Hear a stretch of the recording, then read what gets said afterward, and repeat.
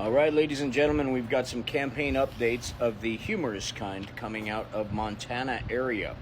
Of course, we have Kamala Harris and Waltz, just rock star style Taylor Swift Eras Tour excitement in every single rally. There are Republican after Republicans coming out saying we are voting for the adult in the room, running frantically away from Trump as he just melts down. One of his speeches over the last couple of days included an awkward pause, only after getting there an hour and a half, 2 hours late, because the airport they tried to land in would not let him land.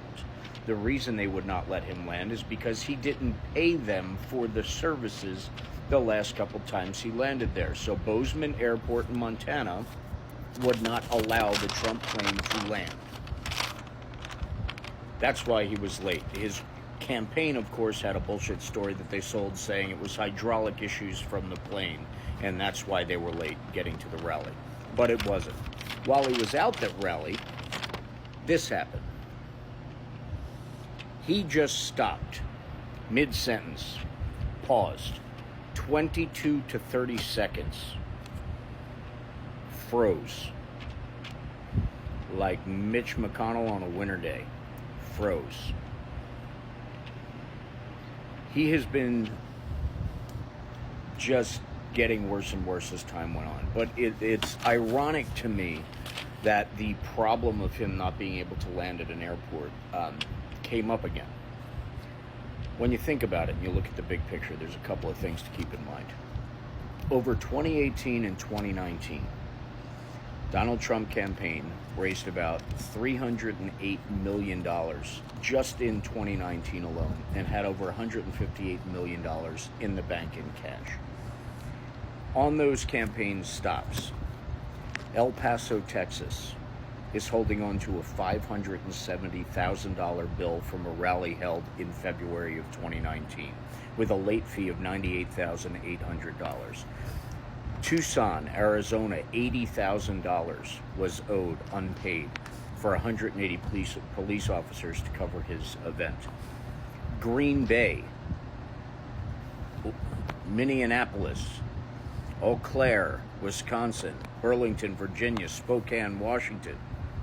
Pascal, the campaign manager, told Minneapolis, Minnesota, with a $530,000 bill that they will not be collecting any more funds from the Trump campaign.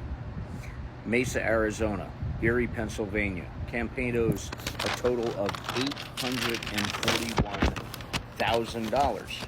And it's crazy because El Paso, Texas, $470,417.05. Tucson, Arizona, $81,837. Spokane, Washington, $65,124.69. Mesa, Arizona, $64,467.56. Eau Claire, Wisconsin, $47,398. Billings, Montana, $42,811.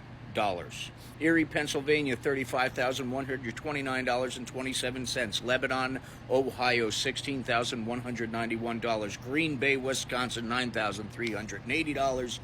Burlington, Vermont, $8,464.27. That comes to a grand total of $841,219.84, and that is just up until 2019. That's just up until 2019. That's not counting the rest of the 2020 run, 2021, 2022, 2023, 2024. So yes, him being turned around at an airport and told to F off because he hasn't paid his bills. Remember all the campaign stops that were canceled and no one knew why and they didn't really mention it? Is because the cities or surrounding cities were stiffed on their bills. Just ask Rudy Giuliani, ask Palatore, ask all of those people that Trump never paid. And then come back and tell me how good of a president he is, how good of a businessman he is, and how you want the country being run the way he runs his business or his campaign. Tell me how brilliant he is. for not paying taxes or paying $750 a year once he got into the White House and he couldn't hide that he was making money. Then all of a sudden he was making hundreds of millions of dollars a year magically, and he had to pay taxes, but he was president of the United States, and there's a little bit bigger of a microscope than just being some scumbag in New York. So he was being watched, and we all know what happens when Trump's being watched. Open-minded people pay attention to the facts as they come out, and they realize who he actually is.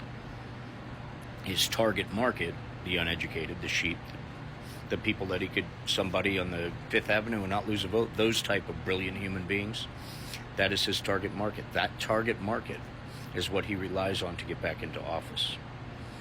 The problem is there's not enough of them, and there's too many of us. And even if we are not diehard anything but Trump or the other side of the aisle, just intelligent Republicans have all jumped ship for a damn good reason, because they're paying attention.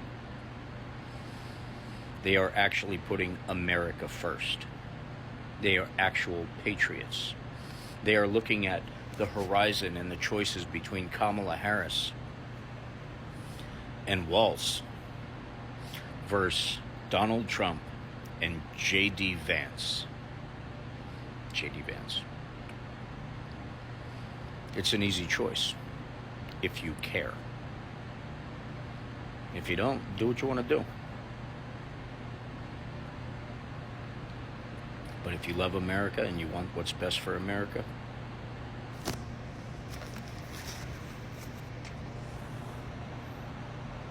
you do what's right for America.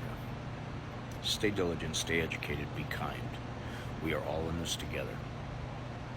We need to get used to that.